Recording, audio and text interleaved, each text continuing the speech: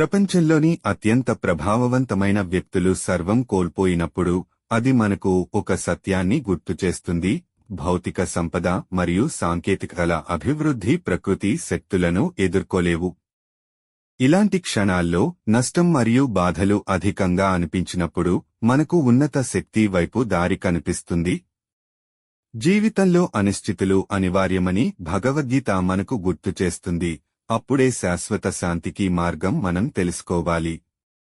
గీత తన కాలాతీత జ్ఞానం ద్వారా గందరగోళం మధ్య స్థిరత్వాన్ని మరియు నిరాశ మధ్య ఉద్దేశ్యాన్ని కనుగొనమని మనకు బోధిస్తుంది.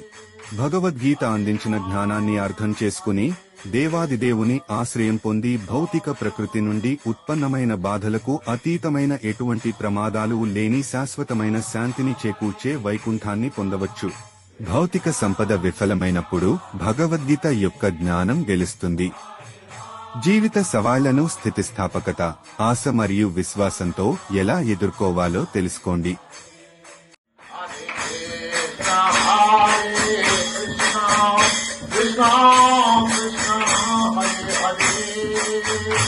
Hare Rama, Hare Rama, Rama Rama